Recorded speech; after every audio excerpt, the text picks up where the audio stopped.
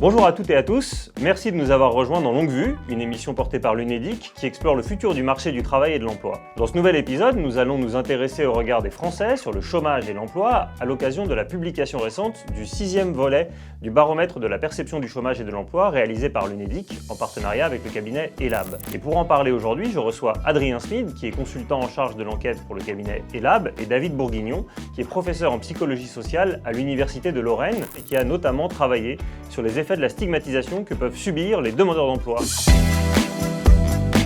Bonjour messieurs. Bonjour. Alors, bonjour à tous les deux. Je le disais en introduction, l'UNEDIC vient de publier le 6e volet de ce baromètre de la perception de l'emploi et du chômage.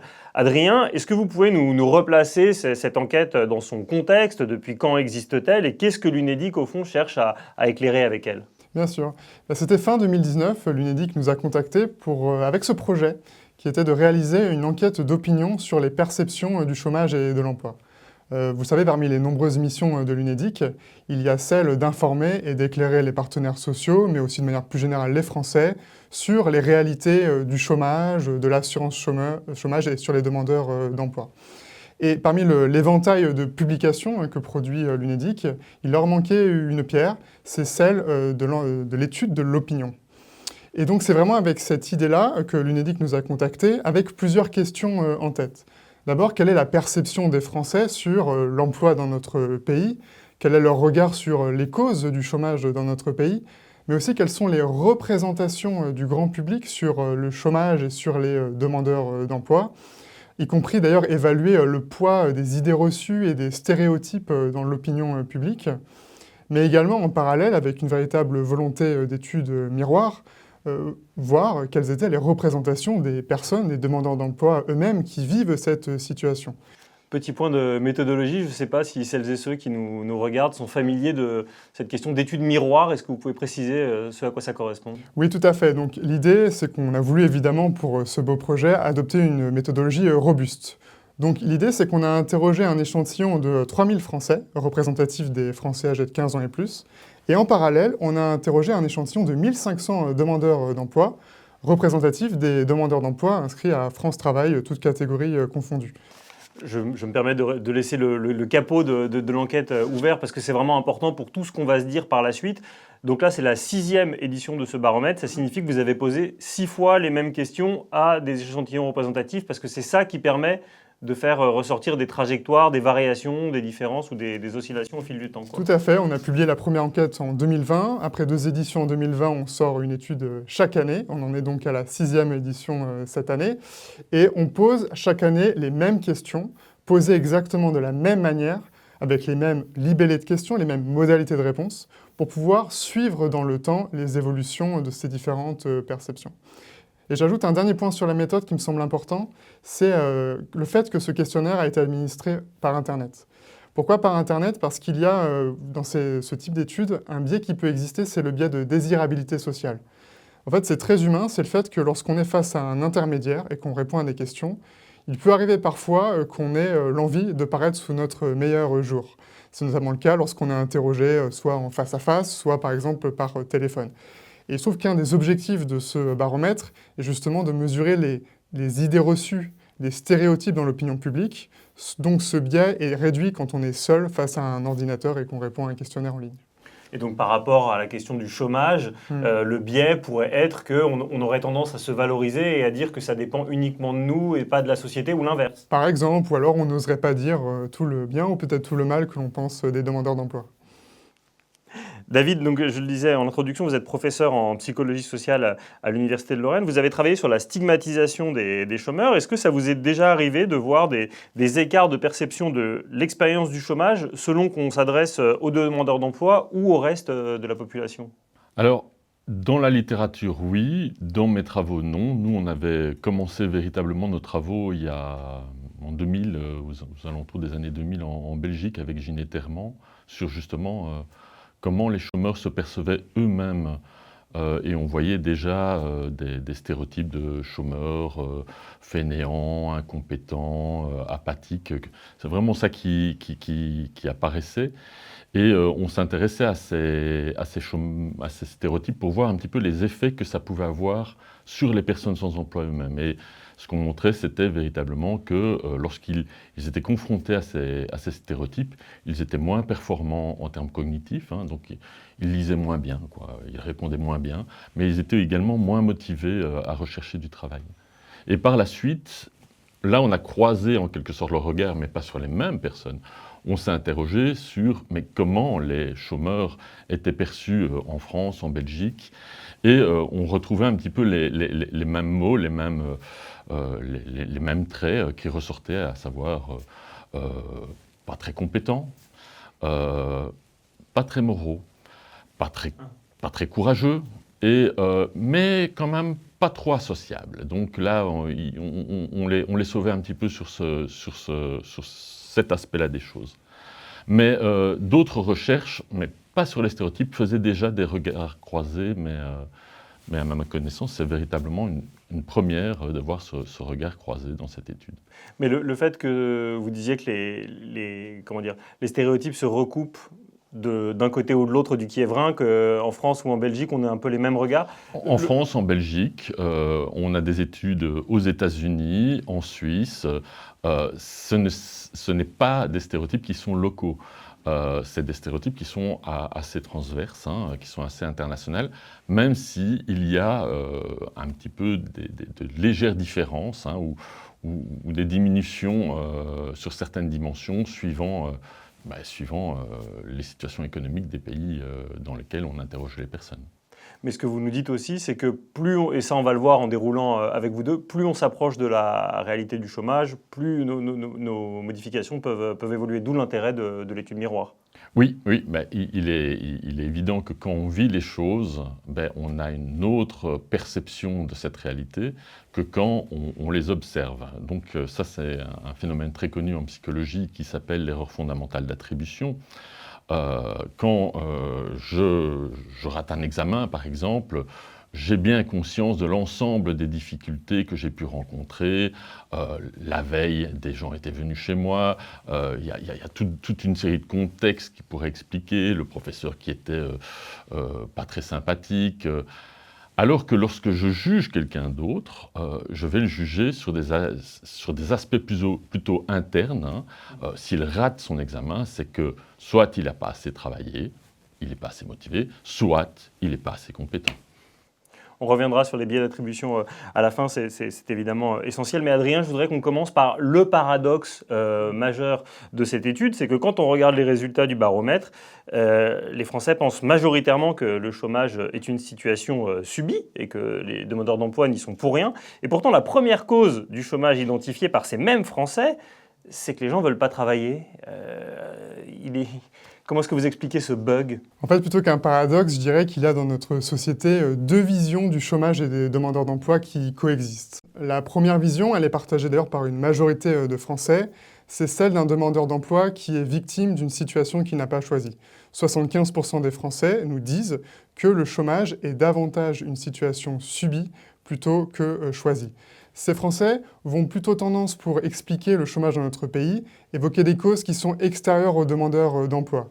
Ils vont évoquer le manque de postes à pourvoir, la faiblesse du dynamisme économique qui ne permet pas à chacun d'avoir un emploi. Ils vont évoquer peut-être les évolutions de la société comme la désindustrialisation, la robotisation. Ou alors certains vont peut-être pointer du doigt les entreprises, les employeurs, en disant ils ont trop d'exigences au recrutement ou encore ils préfèrent faire plus avec moins de collaborateurs. Ces Français-là, ils sont majoritaires, ont plutôt l'image, en tout cas du chômage, comme une situation, c'est un moment de vie difficile, hein, où la situation financière se dégrade et où aussi la santé mentale se dégrade. Bien que ce soit la 6e édition du baromètre, en fait, il y a quand même une relative permanence de ce paradoxe. C'est-à-dire que c'est pas né d'hier, c'est pas lié au Covid ou quoi, on a toujours ces deux perceptions que vous mentionnez. Oui, c'est ça. Ça, c'est la première perception donc, d'un chômeur qui n'est pas responsable de sa situation. Parce que vous avez en face une autre vision du demandeur d'emploi, qui est une vision minoritaire, mais qui existe dans l'opinion publique. C'est celle d'un individu qui est responsable en premier lieu de sa situation. Vous le disiez, 37% des Français disent que la première cause du chômage dans notre pays, c'est le fait que les individus ne veulent pas travailler. Et il y a même des critiques plus fortes qui existent à l'égard des demandeurs d'emploi. 37% des Français les voient comme des fraudeurs et même 36% les voient comme des assistés. Et d'ailleurs, cette critique est souvent ressentie par les demandeurs d'emploi eux-mêmes. Dans ce baromètre, on voit que près d'un demandeur d'emploi sur deux font l'expérience au quotidien de ce qu'on pourrait qualifier d'une forme d'inquisition.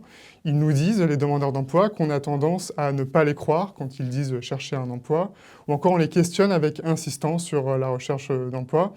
Et même pour aller plus loin, un demandeur d'emploi sur trois nous disent faire au quotidien l'objet de critiques. On les méprise, on dit d'eux qu'ils sont des paresseux ou des assistés. D'ailleurs, les jeunes demandeurs d'emploi sont particulièrement nombreux à nous dire subir ces comportements. Donc vous voyez, dans la société, il y a vraiment deux regards qui coexistent. Un regard majoritaire d'un demandeur d'emploi victime d'une situation et un regard plutôt minoritaire qui est celle d'un demandeur d'emploi responsable de sa situation qui ne ferait pas assez de concessions et d'efforts pour s'en sortir. Oui, j'allais vous poser la question justement sur les jeunes, parce qu'il y a énormément d'articles sur les tendances en disant que évidemment les jeunes ne voudraient plus travailler, auraient un rapport différent à l'emploi des générations différentes. Donc évidemment, ce que montre justement l'intérêt de l'étude miroir, c'est de montrer ce que ça produit chez les demandeurs d'emploi jeunes, c'est qu'ils se sentent d'autant plus victimes de ce qui leur arrive en fait. Oui, tout à fait, c'est ça. Ils ressentent beaucoup plus les critiques au quotidien. On a tendance à ne pas les croire lorsqu'ils disent chercher un emploi. Peut-être parce que certains pensent qu'avec la jeunesse, on a l'énergie et on a la vie devant nous. Et certains jugent pas normal qu'un jeune n'ait pas de travail et ça se reflète dans nos chiffres. David, qu'est-ce que la psychologie sociale a à nous apprendre sur ce paradoxe? Est-ce que vous expliquez ce paradoxe entre situation subie et situation involontaire? Alors, la première chose, c'est que ce paradoxe existait déjà en 2003 en Suède. Des chercheurs avaient déjà pu mettre en évidence cette problématique, ce paradoxe. Ils avaient demandé à la fois des travailleurs et des chômeurs mais tiens, quelle est la cause du chômage et les gens vous répondaient le manque d'emploi, donc faisait référence à l'économie, quoi. Et suivait une autre question, qui était est-ce que si les chômeurs le voulaient vraiment, ils pourraient retrouver du travail? Donc on voit que c'est plus ou moins des questions qui sont assez proches. Ce qui est étonnant, c'est que pour la première question, on avait plus ou moins 60% des participants qui répondaient oui, c'est une problématique d'emploi, de manque d'emploi. Mais 70%, vous répondez quand même, si on veut, on peut. Alors, il y avait une différence, bien entendu, pour les personnes sans emploi qui avaient tendance à accentuer encore plus l'explication en termes de manque d'emploi et à un petit peu moins expliquer la situation de si on veut, on peut. Ils étaient moins enclins à répondre oui, mais on voyait quand même apparaître ce double paradoxe, ce paradoxe. Alors, en psychologie, on a aussi des explications pour ça. Alors, du point de vue des travailleurs et de monsieur, madame, tout le monde, on pourrait expliquer ce phénomène notamment par la volonté de garder un monde juste, une vision d'une vie économique où finalement ce qu'on obtient, c'est mérité. Et on a également tous des travaux notamment qu'on a mené avec Charlotte Rocher de l'Université de Strasbourg, où on montre véritablement que la méritocratie appuie encore la responsabilité qu'on porte sur les chômeurs. Donc, plus vous adhérez à cette idéologie, plus vous allez penser que les chômeurs sont responsables de leur sort, ce qui est un petit peu, j'ai envie de dire, attendu. De l'autre côté, on peut aussi également penser que pour les chômeurs, il y a des choses aussi qu'on n'est pas prêt à abandonner. C'est-à-dire que se dire qu'il n'y a plus de travail, que leur vie dépend des autres, ce n'est pas des choses qui sont très agréables à penser, c'est des choses sur lesquelles on n'a pas de contrôle, et l'être humain est ainsi fait qu'il a besoin d'avoir ce sentiment de pouvoir avoir un peu de maîtrise sur sa vie, et donc, très probablement, il va développer également cette vision de, même s'il en est victime, si je le veux vraiment, je peux le faire. Et donc là, le paradoxe pourrait être expliqué à la fois par une vision un petit peu méritocratique de la part de certains, et de l'autre côté, par ce besoin qu'on a de sauvegarder cette bulle de contrôle qu'on aurait sur notre environnement. Par ailleurs, je rebondis également sur cette double vision qui fait également écho à des recherches que Camus et Sophie Bergeaud ont fait à l'Université de Reims, où ils identifiaient véritablement deux types de demandeurs d'emploi. Les demandeurs d'emploi responsables et les demandeurs d'emploi victimes de la société, qui renvoient aussi un petit peu à ce que vous étiez en train d'évoquer. C'est intéressant ce que vous me dites, qu'on est capable de se faire un aveuglement par rapport à ce qu'on a compris quand même de la construction du monde. C'est-à-dire qu'au fond, c'est une illusion de penser que quand on veut, on peut. C'est une illusion. La philosophe belge Chantal Jacquet, qui est à l'origine du terme transfuge de classe, dit en réalité, quand on regarde la réalité sociale, il serait plus juste de dire quand on peut, on veut, et quand on peut, on veut. Voilà, on va réussir à monter son entreprise, à se développer, exactement. etc. Alors que pour les personnes en situation de fragilité, ils n'y arriveront pas. Malgré tout, c'est tellement insupportable de se dire que le chômage est quelque chose qui nous dépasse, qu'on arrive à se créer une illusion qu'on pourra retrouver un emploi, en fait. Donc, ça. j'ai envie de dire qu'à la fois, cognitivement, on sait expliquer les choses. Et ça, probablement, à la fois les chômeurs et à la fois les travailleurs peuvent prendre conscience que le monde économique n'est pas optimal. Et donc que, probablement, la cause première, c'est cela. Mais il est tellement insupportable de ne pas avoir de mainmise, de maîtrise sur notre environnement, qu'on va quand même développer cette illusion. D'ailleurs, on appelle ça une illusion positive en psychologie. Et cette illusion positive, elle porte notamment sur la vision que le monde est juste. Elle porte notamment sur cette vision de « si je veux, je peux », le contrôle sur ma vie. Et cela nous permet justement de pouvoir continuer à avancer, même si intellectuellement, j'ai envie de dire froidement, on est capable d'analyser la réalité, de se dire oui, il y a un marché économique sur lequel je n'ai pas de mainmise, que je connais, ou en tout cas dont j'ai des informations, et que je vais retraduire à travers des mots.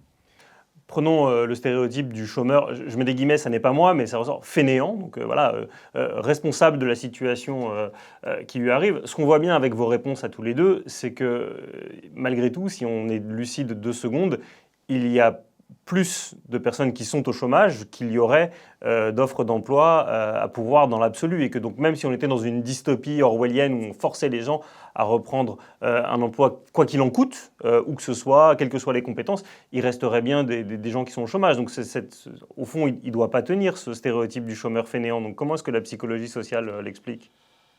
Alors, à la fois, il y a plusieurs choses qui peuvent expliquer le fait qu'on ait envie de maintenir ce stéréotype. C'est parce qu'à la fois, pour nous, c'est beaucoup plus pratique de fonctionner à travers des stéréotypes. C'est beaucoup plus pratique de dire que ces personnes sont responsables de leurs faits, plutôt que de remettre en question tout un système sur lequel, finalement, on a peu d'emprise. Donc, vous évoquiez le fait qu'il n'y ait pas de l'emploi pour tous, qui est une réalité évidente. Quand on regarde les chiffres du chômage et les chiffres du marché du travail, il n'y a pas une correspondance.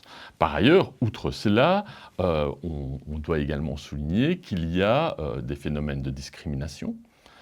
Soyons clairs, lorsque vous mettez le mot chômage sur votre CV et que ça dure, vous perdez des opportunités d'emploi. Rien que le mot chômage suffit. Vous associez chômage et durée de chômage, ça devient un cocktail Molotov. Donc il y a de la discrimination à l'égard des chômeurs de la part des employeurs. Et par ailleurs, à cela est associé aussi tous des processus perturbateurs, auto-handicapants des chômeurs eux-mêmes, qui font que, à certains moments, ils se sentiront pas à l'aise, menacés, anxieux, et éviteront de justement aller sur certaines zones qui seront un petit peu douloureuses pour eux, et donc ne montreront pas leur pleine motivation. Et donc, les facteurs de, à la fois se dire, il y a de la discrimination, il y a une peur, une anxiété par rapport à ce qui va m'arriver, peut conduire justement à, en apparence, une baisse de motivation de ces personnes. Adrien, vous ne connaissez pas les stéréotypes, vous connaissez les chiffres. Qu'est-ce que nous dit au fond l'enquête sur les causes du chômage identifiées par les personnes ? Oui, et peut-être ce que je pourrais évoquer, c'est l'évolution de la perception de ces causes dans le temps, puisque grâce à notre recul depuis 2020, on peut analyser cette perception dans le temps. Et ce qu'on voit, c'est que cette perception, elle évolue selon un mécanisme assez simple à comprendre, c'est ce que, en tout cas, révèlent nos chiffres. C'est que lorsque la situation de l'emploi s'améliore, que le taux de chômage baisse, eh bien, les Français ont plutôt tendance à responsabiliser les demandeurs d'emploi, en se disant, pour une partie, ça commence à être un peu de leur faute s'ils restent au chômage, puisque vous voyez, on parle beaucoup dans le débat public de postes à pourvoir, de pénurie de main-d'œuvre. C'est ce qu'on a observé entre 2020 et 2022. Par exemple, la critique sur le chômeur assisté, entre guillemets, a progressé de 33% à 42% de la population, plus 9 points. À l'inverse, depuis 2022, on a sur le front du chômage une stagnation, voire un léger rebond. La situation se dégrade. Les Français en sont bien conscients. Et là, le mécanisme inverse se met en place. Le regard qu'ils portent sur les demandeurs d'emploi s'adoucit. Et donc, par exemple, la critique, la même sur le chômeur assisté, recule et est passée de 42% à 36% aujourd'hui. Et donc ça, c'est permanent dans l'histoire. C'est-à-dire que là, on voit bien que l'automne et l'entrée dans l'hiver 2024 est marquée par une résurgence de plans sociaux. Et donc là, ça veut dire que les Français se diront naturellement, ils n'ont pas choisi si leur usine ferme, et donc c'est pas si simple de retrouver un emploi sur le territoire. Donc il y a une espèce de corrélation quasi immédiate, c'est ça? Oui, c'est ça. Effectivement, si le mécanisme se poursuit dans le temps et qu'on tire un peu le trait, fort à parier que l'année prochaine, si en tout cas le chômage se dégrade, eh bien, le regard devrait s'adoucir sur les demandeurs d'emploi. Alors, fort heureusement, on est quand même dans un pays où il y a un État-providence qui est important. On a donc une assurance chômage. Je vous propose de regarder ce chiffre et l'évolution dans le temps. C'est 60% des Français qui sont attachés au modèle de l'assurance chômage. C'est un chiffre qui est en progression par rapport au précédent volet de votre baromètre. Quelle conclusion on peut en tirer? C'est bien, il manque 40%, ou au contraire c'est beaucoup?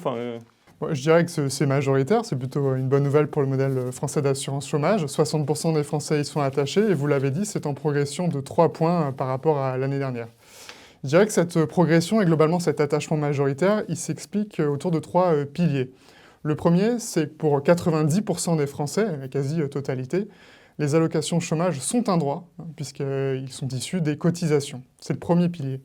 Le deuxième pilier, c'est que, encore une fois, par une très large majorité de Français, l'assurance chômage est perçue comme un bouclier qui permet de se protéger contre les conséquences de la perte d'emploi. 9 Français sur 10 nous disent les allocations chômage sont utiles car elles permettent d'avoir un revenu de remplacement en cas de perte d'emploi. Ils nous disent également, les Français, que sans les allocations chômage, les demandeurs d'emploi ne pourraient pas vivre dignement. Et même 3 Français sur 4 vont jusqu'à dire que les allocations chômage permettent de lutter contre la pauvreté. Au fond, les actifs en emploi considèrent même que le fait qu'il existe les allocations chômage dans notre pays permet de réduire sa propre inquiétude face à l'éventualité d'une perte d'emploi. Donc je dirais que l'assurance chômage permet aussi, pour les gens qui ne sont pas aujourd'hui bénéficiaires, de réduire l'inquiétude et de contribuer à une forme de bien-être économique. Donc ça, c'est vraiment le premier pilier. Le deuxième pilier, excusez-moi, le bouclier protecteur. Et c'est très important parce qu'on est dans un contexte, je l'évoquais, où la situation de l'emploi se dégrade, en tout cas aux yeux des Français. 50% estiment que cette situation se dégrade et c'est en constante augmentation depuis 2 ans. De plus en plus d'actifs, 28%, ça augmente par rapport à l'année dernière, craignent de connaître une période de chômage dans les 2 prochaines années. Et en parallèle, les demandeurs d'emploi, 6 sur 10, jugent peu probable de retrouver prochainement un emploi stable. Et pour tous, le chômage est quand même synonyme de difficulté. La majorité des demandeurs d'emploi que nous avons interrogés nous disent qu'il est difficile de sortir de cette situation. Et un actif en emploi sur 3 partage ce point de vue, et même une proportion supplémentaire supérieure lorsqu'on ajoute la condition du salaire équivalent. Est-ce qu'il serait difficile ou facile pour vous de retrouver un emploi un salaire équivalent en cas de perte d'emploi? Et puis, pour tous, le chômage est aussi synonyme de dégradation de la situation financière. Il y a là un alignement, parce qu'on parlait d'études miroirs, il y a là un alignement de perception entre les actifs en emploi et les demandeurs d'emploi.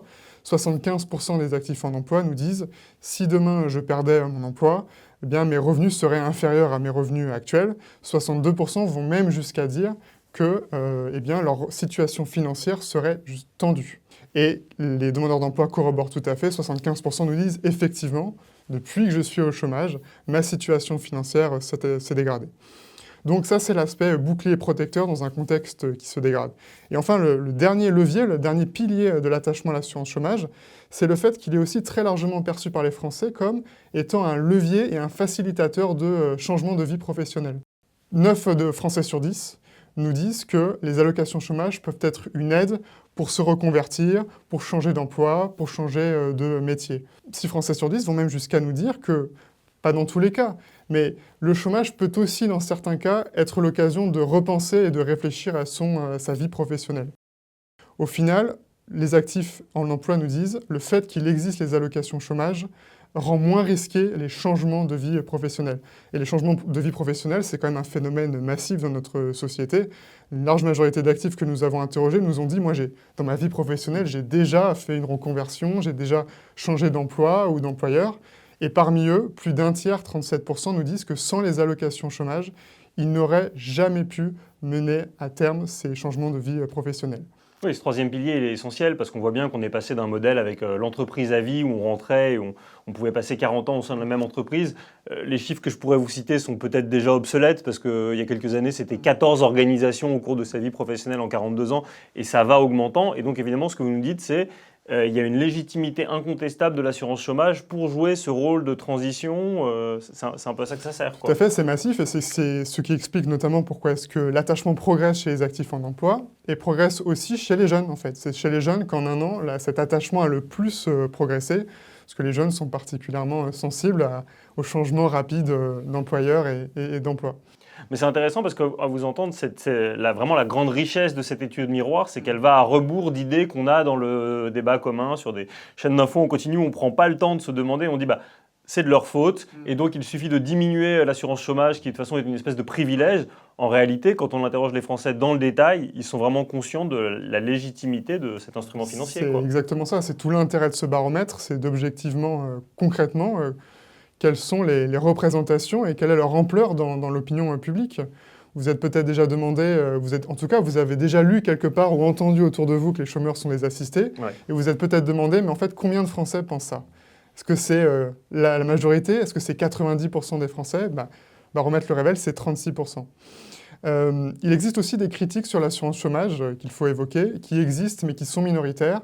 On a 47% des Français qui jugent que la durée moyenne des allocations chômage est trop longue et un peu moins, 37%, que le montant moyen des allocations chômage est trop élevé. Donc c'est des critiques qui existent, mais qui ne portent pas sur l'existence même de l'assurance chômage, mais plutôt sur ses modalités. Et on aura l'occasion, j'imagine, d'y revenir, mais ces critiques reposent en partie sur des approximations et des méconnaissances sur le fonctionnement du système d'assurance chômage. Peut-être en miroir, Adrien évoquait évidemment ce chiffre de 90%, on le retrouve là. David, pour vous, 90% des Français interrogés considèrent que les allocations sont un droit. Que les bénéficiaires ont cotisé au préalable et donc que c'est juste. Est-ce que cette légitimité, elle est mobilisée par les chômeurs pour dire mais en fait, arrêtez de me stigmatiser et de dire que je suis un fainéant, j'ai droit à ça, j'ai travaillé pour ça ou est-ce qu'ils sont trop victimes pour se l'autoriser? Alors là, je dirais que pour la majorité, ils ne le font pas. Il y a très peu d'actions, ou en tout cas de conscientisation du fait que, en effet, le chômage, c'est une problématique qu'on ne choisit pas. Le chômage, en plus, on a cotisé, donc on y a droit. C'est vraiment pas la première pensée qui est dans l'esprit des personnes sans emploi. Je me souviens d'une recherche durant laquelle on travaillait en groupe autour d'une table et ce qui m'avait frappé à l'époque, c'était que lorsque je demandais, mais tiens, est-ce que vous cherchez du boulot et j'interrogeais chacune des personnes, elle me disait oui, mais moi je suis très actif, je ne suis pas comme les autres chômeurs, hein. Moi je recherche du boulot.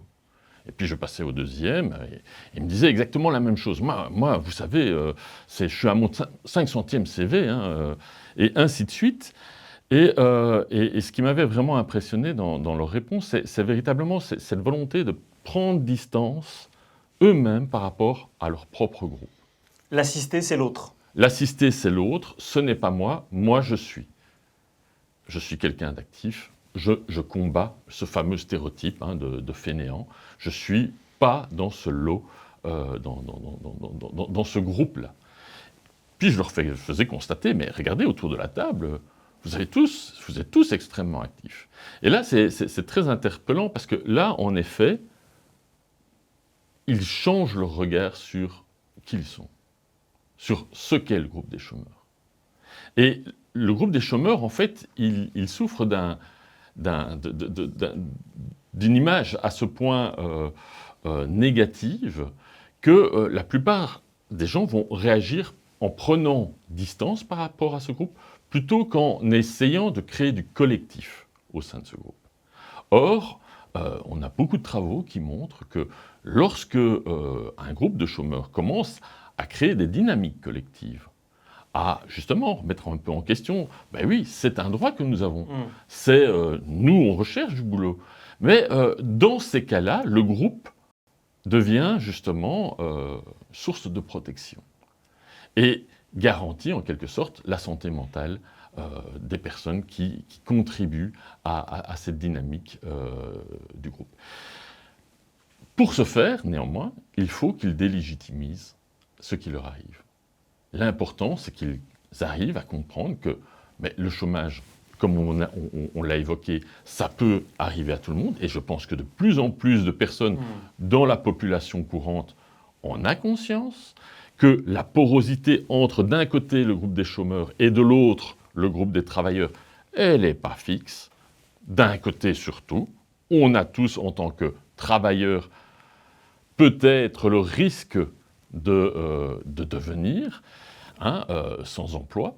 Et donc, bien entendu, ça va aussi éveiller chez nous peut-être en tant que travailleurs un petit peu plus d'empathie, de bienveillance par rapport à ces autres personnes qui pourraient être moi par ailleurs. Adrien, vous l'évoquiez juste avant sur les trois piliers, mais au fond, il y a ce paradoxe. Deuxième paradoxe du jour, c'est que les Français sont très majoritairement attachés à l'assurance chômage, mais ils ne la connaissent pas très bien. Qu'est-ce que ces approximations, cette méconnaissance des droits fait vis-à-vis des demandeurs d'emploi ?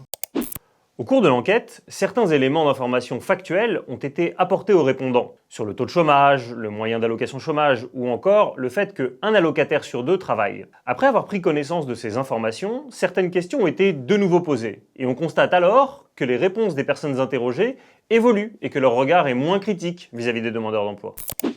Déjà, un point de méthode dans ce questionnaire, ce qu'on a choisi de faire, c'est une espèce de test pour mesurer le degré, le niveau de connaissance des Français des réalités du chômage, des demandeurs d'emploi et du système d'assurance chômage.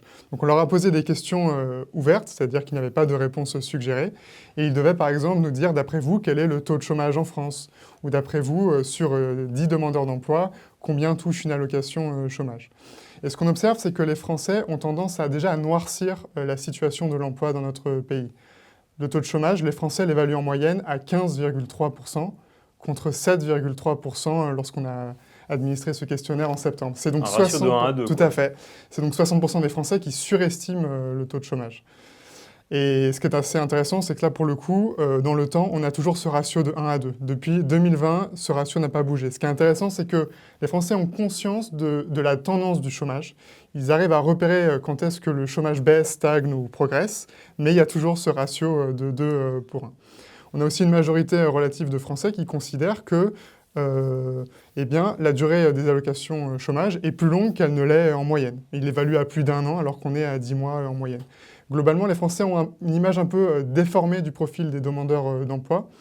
Ils surestiment massivement la part de demandeurs d'emploi qui touchent une allocation chômage. C'est 4 demandeurs d'emploi sur 10 qui touchent une allocation chômage. Les Français l'évaluent beaucoup plus, en tout cas 87%. Et je vous avoue, moi-même, j'ai découvert à l'occasion de cette étude beaucoup de choses sur le système. Par exemple, qu'un demandeur d'emploi sur 2 travaille, que ce soit à temps plein ou à temps complet. Et là aussi, 56% des Français sous-estiment cette proportion. Concernant la part des allocataires ou effectivement le nombre de demandeurs d'emploi qui travaillent, j'ai moi-même été surpris, ce qui signifie bien au fond que le sujet n'est pas suffisamment porté sur la place publique. En fait, c'est ça que ça nous dit. Tout à fait. Et ce que ça dit même plus loin, c'est qu'il y a aujourd'hui une méconnaissance de ses propres droits aux allocations chômage. Les actifs en emploi doutent des conditions qui peuvent les amener à toucher les allocations chômage. On a même 61% des actifs en emploi qui ne savent pas avec certitude quels sont leurs droits à l'assurance chômage s'ils perdaient demain leur emploi. 30% nous disent « oui, je suis sûr, j'y aurai le droit ». 9% je suis sûr, je n'y aurai pas le droit. Ce qui fait 61% quand même qui nous disent je crois, je ne crois pas, voire franchement, j'en sais rien. Donc cette méconnaissance, ces approximations, ces idées reçues, voire ces préjugés, alimentent en partie les critiques que l'on peut entendre sur les demandeurs d'emploi ou sur le système d'assurance chômage. Et ce qu'on a choisi de faire cette année, c'est une nouveauté pour ce 6e volet du baromètre, c'est d'exposer aux personnes que nous avons interrogées à ce moment du questionnaire ces réalités que je viens de vous citer. Le taux de chômage est à 7,3%, 6 demandeurs d'emploi sur 10 ne touchent aucune allocation chômage, 1 sur 2 travaille, etc. Et ce qui est assez intéressant, c'est qu'ensuite, on leur a posé les mêmes questions qu'on leur avait posées précédemment, et on voit un recul assez net des critiques. Par exemple, avant, 47% jugeaient que la durée moyenne des allocations était trop longue. Ils sont 38% après cette prise d'information. C'est un recul de 9 points. Pareil sur la critique de l'assistanat, passe de 36% à 32% dans l'opinion publique. Et on est même allé au bout de la pédagogie. On a exposé à nos répondants un cas concret. C'est celui d'une personne qui a travaillé à temps complet, pendant plus de 6 mois, à un emploi qui lui versait un salaire de 2 000 € net par mois. Et cette personne, ce qui est la réalité, toucherait au chômage 1 350 € net par mois. Eh bien, à ce montant, les Français nous disent pour 57% d'entre eux qu'il est au bon niveau. 28% nous disent même qu'il est trop faible. 15% nous disent qu'il est trop élevé. Donc c'est-à-dire que sans information, on était à 37%, le montant est trop élevé. Et quand on va au bout de la pédagogie, on tombe à 15%. Donc ça montre l'impact et l'effet de la pédagogie. C'est colossal, il y a un ratio de plus de 1 à 2. C'est-à-dire que vraiment, le principal problème de l'assurance chômage, c'est l'accès à l'information sur la réalité de cette dernière. Tout à fait, mais ce n'est pas une quête facile à accomplir puisque ces représentations sont quand même solidement ancrées dans l'opinion publique, donc c'est un vrai combat à mener. Peut-être une piste d'explication, David, c'est au fond l'image qu'on a des demandeurs d'emploi dans le grand public. Avec une collègue, vous avez mené une étude pharaonique, je crois qu'elle porte sur plus de 13 000 articles de presse, pour voir comment on parle des chômeurs et comment on nous en parle mal en fait. David Bourguignon est co-auteur avec Charlie Marie d'une étude intitulée « Ce que la presse nous dit des chômeurs, analyse lexicométrique de la presse écrite française ». Ce travail met en lumière le fait que les chômeurs sont très peu représentés dans les articles de presse. Leur analyse, qui porte sur près de 13 000 articles publiés entre 2005 et 2022, montre que les chômeurs sont en général abordés sous l'angle de la statistique et des politiques sociales, pas en tant qu'individus. Le chômage, en revanche, est souvent présenté dans la presse comme relevant de facteurs individuels et d'une responsabilité personnelle à trouver un emploi. Alors, donc c'est un doctorant, Charlie Marie, qui a réalisé cette enquête, où il a rassemblé véritablement, c'est pas une enquête, il a rassemblé 12 600 et quelques articles qui avaient été publiés dans la presse de 2005 à 2022, et il a essayé de capturer les informations qui étaient véhiculées justement par la presse générale. Alors la première conclusion qui était assez effarante pour nous, c'est que finalement, on ne parle quasiment pas des chômeurs. On parle du foot, oui, ça on en parle beaucoup, mais... Vous voulez vraiment qu'on revienne sur les résultats entre la France et la Belgique ou... Non, sans façon. Mais la question du chômage, elle n'est quasiment pas évoquée. Et quand on évoque la question du chômage, on l'évoque à travers des chiffres statistiques froids, des politiques mises en place, mais je ne pense pas que c'est ce qui passionne le plus notre population. Donc oui, peut-être qu'ils ont l'information, mais qu'ils zappent très rapidement. Et ce n'est finalement qu'une minorité d'articles qui vont justement traduire les difficultés, parler des êtres humains qui vivent cette situation. Et donc, la plupart des gens ne reçoivent pas, sauf s'ils sont en contact, et ça je vais y revenir d'ici peu, sauf s'ils sont en contact, mais ne reçoivent pas trop d'informations, trop d'éducation sur la réalité du chômage et la réalité du vécu des chômeurs du point de vue de ceux qui subissent cette situation. Ce manque d'information qui a été évoqué est par ailleurs assez criant quand on voit le non-recours au droit de bon nombre de chômeurs qui eux-mêmes ne sont pas informés ou n'ont pas l'information nécessaire pour avoir l'accès aux droits qu'ils méritent, d'avoir l'accès à des montants, Donc il y a aussi une méconnaissance à la fois de la population générale, mais également de la personne, des personnes sans emploi. Et enfin, je dirais, vous parliez d'éducation. L'éducation est importante, mais le contact est encore plus important. En effet, pour diminuer les préjugés, diminuer les stéréotypes, on a toujours, avec Charlie Marie, réalisé une étude où on a demandé à des conseillers en emploi qui étaient en contact direct, plus ou moins, mais de nous parler un peu des stéréotypes, de nous parler un peu de leurs préjugés. Et ce qu'on voyait, c'est que plus ces personnes étaient en contact direct, moins ils avaient de préjugés à leur égard. La raison, c'est que plus ils étaient en contact direct, moins ils voyaient un groupe derrière tout ça. Mais à nouveau, ils voyaient des individus. Et ça les amenait à ne pas avoir cette caricature qui remontait à la surface et qui venait développer leurs préjugés. Mais avec toujours ce problème, c'est que plus ils étaient en contact, plus ils individualisaient les chômeurs. Or, à nouveau, c'est un problème. C'est à la fois des individus, mais c'est également un groupe. C'est-à-dire que, à partir du moment où je vous connais, vous, chômeur, Voilà. je comprends bien qu'en réalité, ce n'est pas de votre faute, mais le reste du groupe pourrait faire un effort. Exactement. Il y a toujours cette ambiguïté. C'est un groupe, à nouveau, qui manque parfois de solidarité, qui manque parfois de collectivité, en quelque sorte. Alors, ce que vous nous dites pour en sortir, parce que le poids des préjugés, il est très fort, il est très dur à casser. Je crois que c'est Albert Einstein qui disait que c'était plus facile de briser un atome qu'un préjugé, donc c'est peu dire. Du coup, il faudrait faire quoi? C'est-à-dire que dans le débat public, il faudrait cesser de publier les chiffres du chômage et de ne raconter que des histoires de vie pour montrer à quel point c'est délicat? Non, je pense qu'il y a plusieurs choses à faire. Premièrement, je pense que nos pouvoirs publics et les représentants de nos pouvoirs publics doivent faire très attention quand ils s'adressent directement aux chômeurs ou quand ils parlent d'eux. Donc ça, pour moi, c'est d'une responsabilité très importante. Il ne faut pas stigmatiser plus qu'il n'est ce groupe. Donc ça, c'est une première chose. D'autant plus que ces paroles ont un écho dans la presse. Et donc, si on a comme information que certains points de vue, ça va renforcer le stéréotype. Il y a un rôle de la presse également.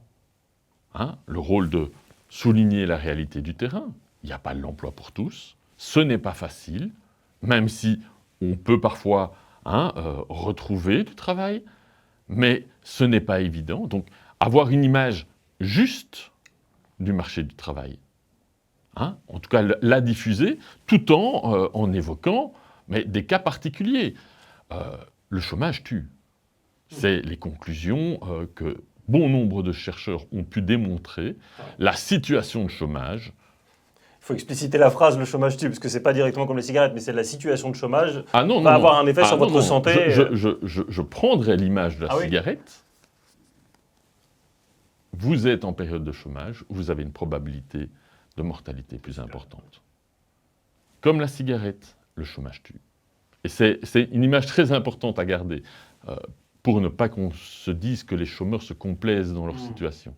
Et ça, les recherches sont assez unanimes là-dessus. Sur cette conclusion, il n'est pas bon pour la santé, tant physique que mentale, d'être sans emploi. Donc ça, c'est aussi quelque chose qui est assez central. Et donc, quand la presse ne diffuse pas ce type d'information, ne le dit pas, mais vous laissez véhiculer des images qui vont justement encore abîmer un peu plus cette population et développer les stéréotypes qui vont continuer à courir. Par ailleurs, je pense que être en contact Être en contact est important.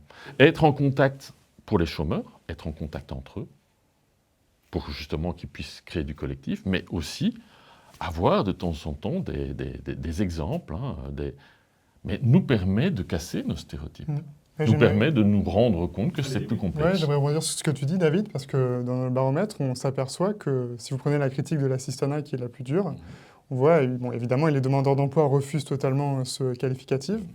Et on voit que dans la proportion chez les Français qui ont un proche demandeur d'emploi, qui ne sont pas eux-mêmes dans cette situation, mais qui ont un proche demandeur d'emploi, ou bien qui ont été au chômage il y a encore peu, on est à peu près 20% de gens qui considèrent que les demandeurs d'emploi sont des assistés. Et chez la population la plus éloignée du chômage, c'est-à-dire les gens qui n'ont jamais connu de leur vie le chômage et qui n'ont personne autour d'eux qui est au chômage, on monte à 50% de gens qui pensent que les demandeurs d'emploi sont des assistés. C'est vraiment la grande richesse de ce baromètre. Il faut le redire une dernière fois, on arrive à la fin de notre entrevue, mais cette étude miroir, elle permet par exemple aussi de faire ressortir une forte différence entre le fait qu'une majorité de Français voient les demandeurs d'emploi comme des personnes malheureuses, isolées, découragées. Ouais. Ce que vous nous dites, Adrien, c'est que les demandeurs d'emploi, eux, ne se voient pas du tout comme ça. Exactement. En fait, je vous le disais tout à l'heure, il y a deux visions qui s'opposent sur les demandeurs d'emploi dans l'opinion publique.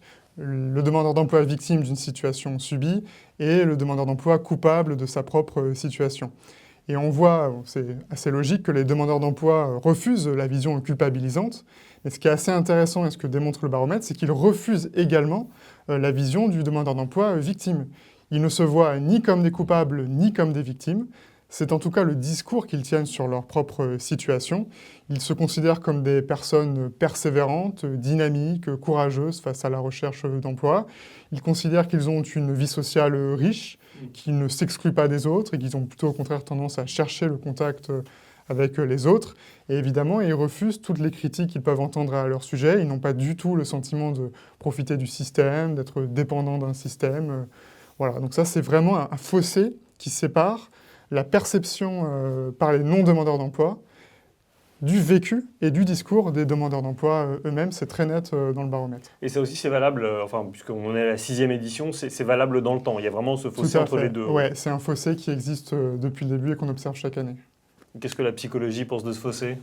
Mais je vous ai évoqué tout à l'heure l'erreur fondamentale d'attribution, et c'est le processus explicatif de ce regard véritablement, de ce fossé entre ces deux perspectives.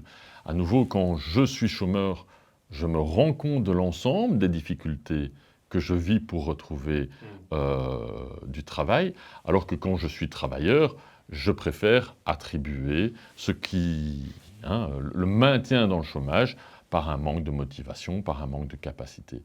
Donc ça, je pense que c'est véritablement le processus psychologique qui est sous-jacent. Et par ailleurs, et je trouve ça aussi très intéressant, c'est de voir que on a tendance de l'extérieur à responsabiliser et même à penser qu'ils doivent être coupables, les chômeurs. Et c'est marrant, quand vous regardez la littérature sur les émotions sur les chômeurs, il y a une émotion qui ressort. La honte et la culpabilité. Ouais, deux émotions, la honte et la culpabilité. Et avec une doctorante, Manon Balti, on a essayé de creuser un petit peu ces émotions. Et on s'est rendu compte que oui, certains chômeurs ressentent de la honte et de la culpabilité, mais que, comme évoqué tout à l'heure, beaucoup d'autres voient dans la période du chômage à la fois des défis à relever, à la fois des changements, et donc à la fois il y a des émotions bien négatives, aussi de la colère, par exemple. De la colère, un sentiment d'injustice par rapport au système, mais aussi des sentiments parfois positifs. Donc c'est parfois très, très, très contradictoire. La fameuse transition la fameuse transition qui permettrait justement de rebondir sur des nouvelles opportunités. Et donc là aussi, on voit que les chômeurs, ce n'est pas un tout. C'est un groupe avec beaucoup d'hétérogénéité, avec beaucoup d'individualités différentes, mais à qui on assigne finalement un stéréotype qu'on résume, qu'on réduit à un ensemble limité. Pour terminer tout à fait, je vais vous proposer un dernier chiffre. Parce qu'il y a eu récemment plusieurs réformes de l'assurance chômage. 61% des répondants ne sont pas certains de leur situation vis-à-vis de l'assurance chômage. Vous avez cité ce chiffre tout à l'heure, Adrien. Alors d'abord, est-ce que ça a toujours été le cas ou est-ce que là, effectivement, comme il y a eu beaucoup de changements de texte, ils sont plus perdus que jamais? Et par ailleurs, est-ce que, puisque vous évoquiez le fait qu'au fond, on est tous un chômeur potentiel, face à notre propre peur de perte d'emploi, comment ils réagissent, les Français, face à ces évolutions récentes? Est-ce qu'ils se voient comme plus fragilisés? Est-ce qu'ils se voient comme plus abîmés? Est-ce qu'ils voient ça avec plus d'angoisse que par le passé? Mais je dirais oui, vous rappelez ce chiffre, il y a une certaine incertitude sur sa propre situation. Moi, je le lirais vraiment au contexte global, c'est-à-dire qu'il y a une incertitude qui est multiple. Il y a une incertitude vis-à-vis de la situation économique actuelle. On sort d'une période d'inflation, mais qui est en fait encore très présente pour les individus. On a parlé depuis le début de l'année beaucoup de la dette publique, qui était encore un non-sujet pour l'opinion publique et qui a fait irruption dans leurs préoccupations, en tout cas dans leurs priorités politiques. Et puis en ce moment, on parle de plans sociaux et de destruction d'emplois. Donc c'est ces incertitudes qui s'accumulent à d'autres incertitudes et qui devraient normalement plutôt provoquer un adoucissement sur le regard que les Français portent sur les chômeurs. C'est en tout cas ce mécanisme qu'on a identifié dans le baromètre. Oui, ce que vous me disiez, donc d'un côté on s'adoucit, mais donc du coup on pourrait avoir un regard aussi plus, plus critique sur les réformes qui ont fragilisé ce droit à l'assurance chômage. En fait, c'est un peu ça le paradoxe ultime. Ce qu'on a observé nous dans d'autres enquêtes, c'est que plus il y avait de réformes ces dernières années, et moins l'opinion publique suivait les réformes. C'est-à-dire que vous avez un certain nombre de Français qui étaient favorables à un durcissement des conditions de l'assurance chômage, qui maintenant commencent à se dire, bon, maintenant c'est suffisamment dur et peut-être qu'on peut faire une pause. David, qu'est-ce que ça vous évoque effectivement, ces changements récents et le fait quand même, ce chiffre très paradoxal, 6 Français sur 10 qui ne savent pas où on en est, ça vous évoque quoi? À nouveau, le manque d'information, premièrement, ce sentiment de menace. Et ce sentiment de menace, alors, il peut avoir c'est une arme à double tranchant. Soit il peut adoucir, en effet, et il y en aura certains qui vont qui vont se dire oui, moi c'est possible, mais ça peut aussi amener justement à des réactions un peu plus drastiques. C'est durcir le ton. Quand on a peur, une polarisation, vous dites, une polarisation un peu plus importante. Sachant qu'on est tous des chômeurs potentiels, mais certains ont plus d'atouts que d'autres, et donc certains sont plus privilégiés que d'autres, et ça, je pense que quand on fait des politiques d'accompagnement des chômeurs, il faut garder cela à l'esprit, que nous ne sommes pas tous égaux, qu'il y en a qui sont beaucoup plus vulnérables que d'autres, et que certains, ça ne sera qu'un petit épisode dans leur vie, et d'autres, cet épisode risque d'être parfois beaucoup plus long. Écoutez, aucun de nous trois n'est prospectiviste, donc on verra bien ce que donnera la 7e édition du baromètre. En tout cas, merci beaucoup à vous deux d'être venus éclairer et commenter cette enquête miroir. On vous mettra les liens en description de l'étude, de la vidéo, pour retrouver l'intégralité de l'étude. C'était extrêmement riche. Merci beaucoup à tous les deux. Merci. Merci.